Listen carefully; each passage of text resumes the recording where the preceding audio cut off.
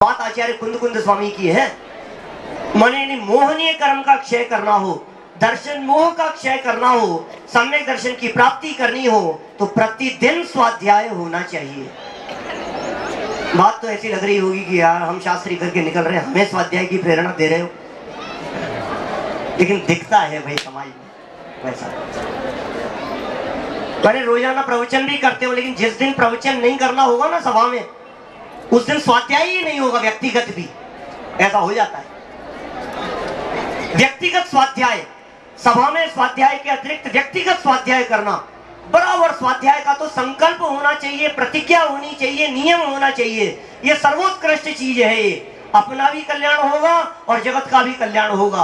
औरों का भला हो तो हो और नहीं हो तो नहीं हो, लेकिन आत्म कल्याण की भावना से हमने विद्या प्राप्त की है।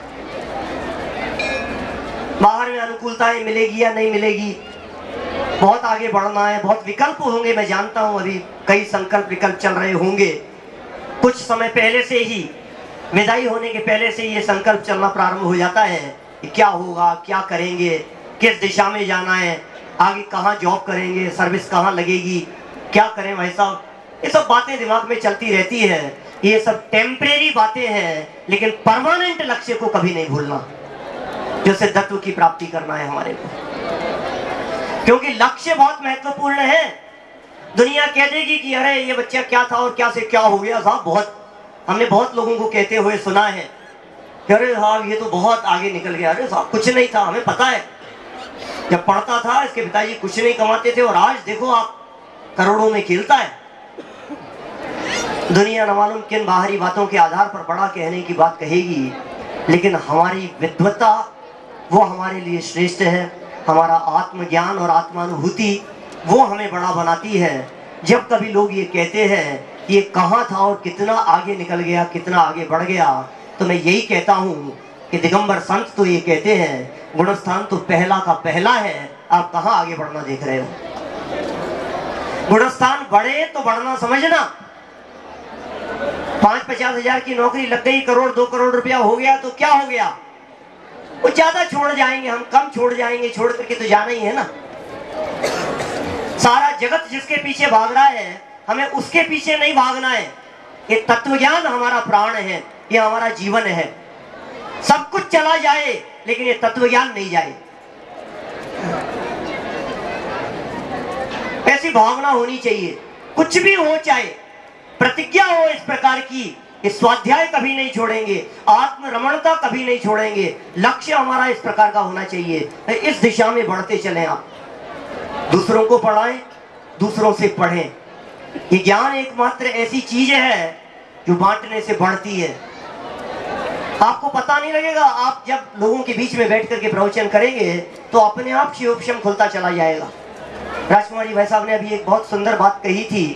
MBBS की डिग्री लेकर के निकले डॉक्टर और वर्षों से अनुभव करने वाले में फर्क तो होता है।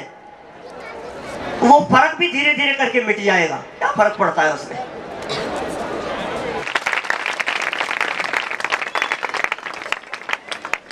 ये चीज आपको और कहीं नहीं मिलेगी। बांटना और लेना, आदान प्रदान चलते रहना। जहां से सीखने को मिले समझाओ और सीखो।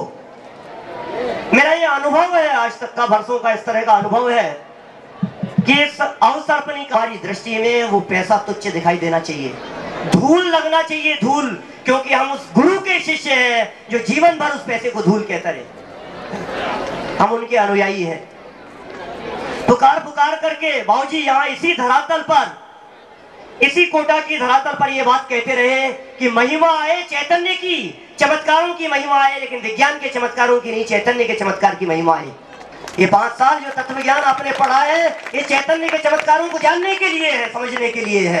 ये चैतन्य के चमत्कार अनुभव में आए, ये अनुभव का मार्ग प्रशस्त करेंगे। जब पढ़ेंगे आप आत्मा की चर्चा, जब पढ़ेंगे आप आत्मख्याति, जब पढ़ेंगे, हमारे शांति वैसा पढ़ाते हैं, हमारे गजब करते हैं, क्या रहस्य खोलते हैं। मेरा तो मन करता है, शास्त्री नहीं किया कभी, लेकिन कभी जाकर के बिल्कुल आद्योपांत कक्षा अटेंड करूं। भाग्यशाली हैं ऐसे पीयूष जैसे लोग जो वहां बैठ करके पढ़ते भी हैं और अनेक बार उस आत्मख्याति को सुनते हैं। धन्य है ऐसे शांति वैसा जैसे लोग जो उस आत्मख्याति को आत्मसात करते हैं।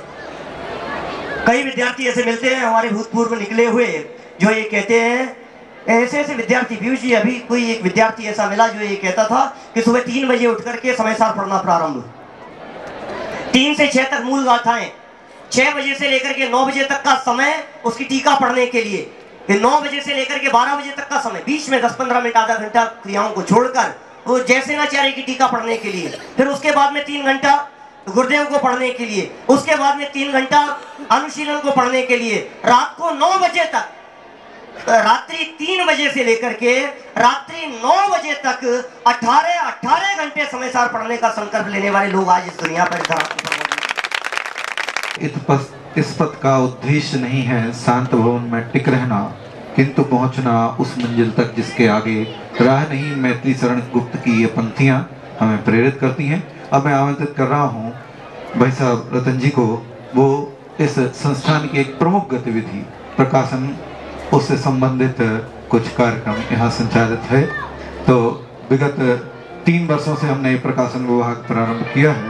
मैं रतन जी भाई सबसे अनुरोध करूँगा इसके बारे में कहकर और आगे की गतिविधि करें। कार्यक्रम थोड़ा लंबा है, समय कम है, कार्यक्रम बहुत है, संक्षेप में उस विधि को करना है। श्री प्रकाश जी हरसोरा, श्रीमती छाया जी हरसोरा, प्रकाश जी की धर्मपत्नी जी छाया जी। प्रकाश जी भाई साहब मेरी आवाज़ सुन रहे हैं तो मंच तक शीघ्र पधारें। मंगलम गौतमोगणी मंगलम कुंद कुंदाद्यो जैन धर्मोस्तु मंगलम सर्वमंगल मांगल्यम सर्व कल्याण कारिकम प्रधानम सर्वधर्माणाम जैनम जयतु शासनम जैनम जयतु शासनम। इस वर्ष बाबूजी परिवार की ओर से 1,61,000 रुपया संस्थान को प्रोत्साहन के रूप में प्राप्त हुए हैं। यह परिवार बहुत धन्यवाद का पात्र है। धर्म परीक्षा का भी ये धर्म परीक्षा ग्रंथ प्रत्येक व्यक्ति के पढ़ने लायक है। सरल सुबोध भाषा में संस्कृत का हिंदी इसमें हमने किया हुआ है। जो हिंदी पाठ हमने यहाँ प्रस्तुत किया। पहले ये झाला पाटन प्रकाशन केंद्र से प्रकाशित था। ये द्वितीय आवृत्ति है जो मुमुक्षु आश्रम ट्रस्ट द्वारा यहाँ प्रकाशित की जा रही है। धर्म परीक्षा बहुत छोटी छोटी कहानियों के माध्यम से ये प्रस्तुतिकरण, और एक बहुत अच्छा आध्यात्मिक पाठ संग्रह शांति सुधा, जो पहले आप लोगों के घर में होगी कई जगह प्रतियां, लेकिन अब अनुपलब्ध थी, तो मुमुक्षु आश्रम ट्रस्ट ने आदरणीय बाबूजी के सहयोग से इसे पुनः प्रकाशित करने का सभी गांवों में बाबूजी की ओर से निःशुल्क प्रमाणार्थ वह पहुंचाई जाएगी। शांति सुधा नित्य पाठ करने योग्य। और अब एक बहुत छोटी सी लेकिन हमारे लिए बहुत महत्वपूर्ण होती है। कभी अपना छोटा बच्चा कोई बड़े बच्चों जैसा काम कर दे तो उनको बहुत खुशी होती है, देखो देखो इतना बढ़िया काम कर दिया। महाविद्यालय में अध्ययनरत मैंने जब द्रव्य संग्रह पढ़ाना शुरू किया तो हमारे महाविद्यालय के छात्र संभव जैन, श्योपुर मध्य प्रदेश, मैं उससे अनुरोध करूंगा संभव जरा मंच पे आ जाए। संभव आप सभी का ताल्लुक। मैंने 3 दिन कक्षा ली थी और 3-4 दिन कक्षा लेने के बाद में मैंने द्रव्य संग्रह पढ़ाना शुरू किया, और उसके 5 या 6वें दिन संभव उसकी प्राकृत गाथाओं की 2 अध्याय गाथाओं का पद्यानुवाद स्वयं अपनी इच्छा से करके लेकर के आया। मैं भी बड़ा हतप्रभ रह गया। उसने 3 दिन में 3 बैठक में 3 अध्याय लिखे, और उनको पढ़ने में और थोड़ा हल्का फुल्का करेक्शन लगाने में मुझे है। तो मैं अनुरोध करूंगा सभी विद्वानों से और अतिथियों से, कृपया प्रेम जी भाई साहब को। हाँ जी, हाँ आप सभी तालियां ध्वनि से आप स्वागत करें। और ये पुस्तक आप जरूर लेवें, आप अध्ययन के लिए, नित्य पाठ के लिए द्रव्य संग्रह की गाथाएं। हाँ भाई साहब आगे।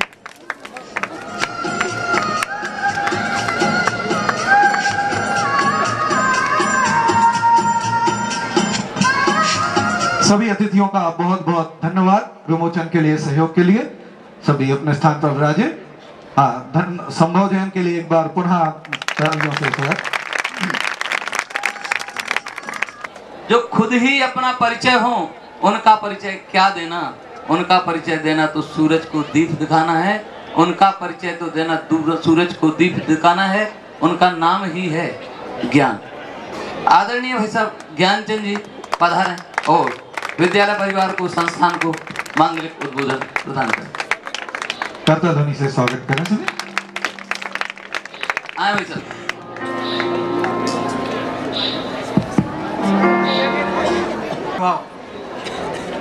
रतन जी हमारे बारे में अतिशयोक्ति करते रहते हैं और हम उसका आनंद लेते रहते हैं। लोगों ने तो हमारे साथ ये कह रखा है कि ये तो एक परमानेंट अध्यक्ष जैसे ही है। जब अध्यक्ष की कुर्सी नहीं होती तो मेरे को भी कुछ अजीब सा ही लगता है। मेरे बच्चे भी बोलते हैं कि दादू आपको अध्यक्षता में क्या मिलता है। मैं उसका जवाब उन्हें आज तक नहीं दे पाया। क्या मिलता है?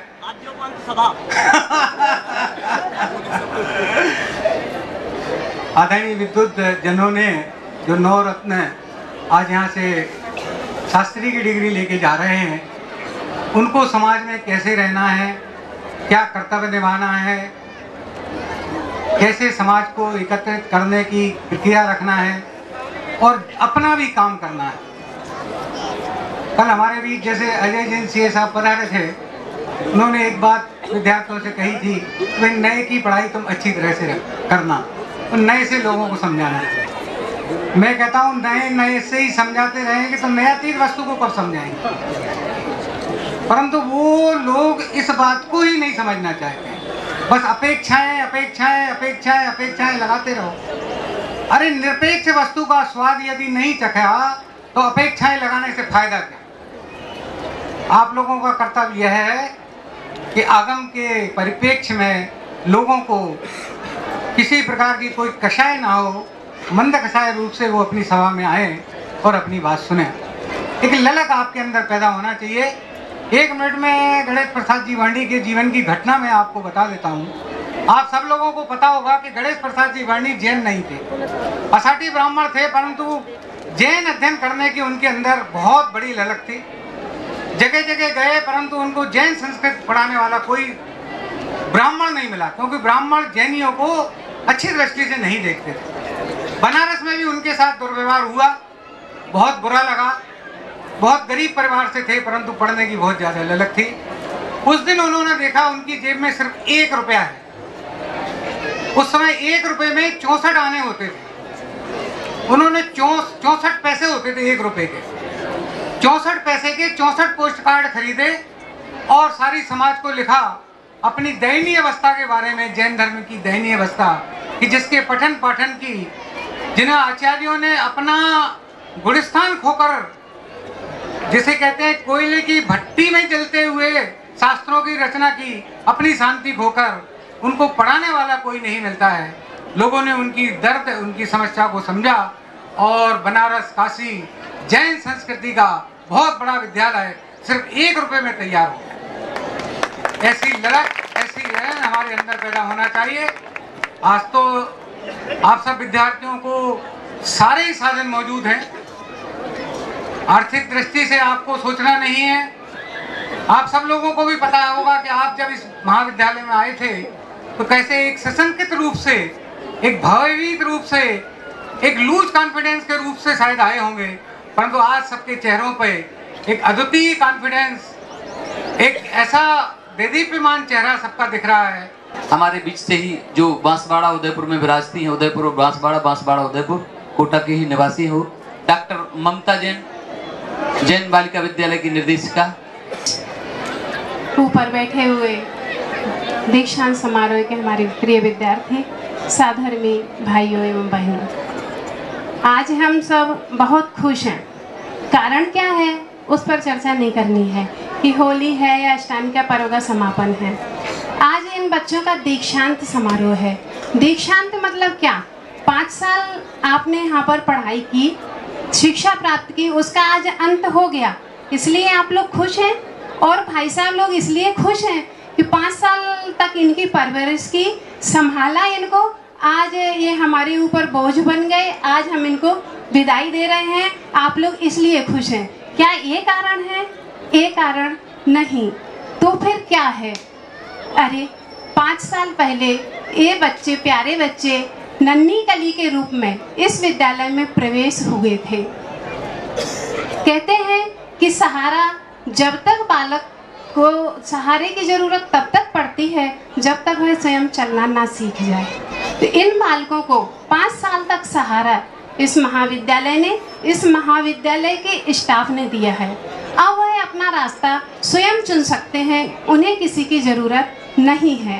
ये तत्व ज्ञान से इन्होंने अपने स्वयं को सुवासित किया है, अपने परिवार को सुवासित किया है और ये इस काबिल हो गए हैं कि समाज को भी तत्व ज्ञान का प्रचार प्रसार करके महका सकते हैं। चाणक्य ने तो यहाँ तक कहा है कि फूल की महक जाती है तो वायु की एक ही दिशा में जाती है और इन विद्वानों की महक चारों दिशाओं में फैलती है। इस कारण हम ये दीक्षांत समारोह मनाने इकट्ठे हुए हैं। विद्यालय के दरवाजे आपके लिए हमेशा हमेशा के लिए खुले रहेंगे। क्यों? क्योंकि कानों से हम दूसरों को सुन सकते हैं, जीभ से हम दूसरों को सुना सकते हैं, पर इन बच्चों की परवरिश करने के लिए हृदय की ज़रूरत पड़ती है, जो आप सब लोगों ने अपने हृदय से इन बच्चों को संभाला है। इन बच्चों का जीवन परिवर्तन हुआ है। परिवर्तन का दूसरा नाम जीवन है और जीवन का दूसरा नाम प्रेम है। जैसे कोई गरीब से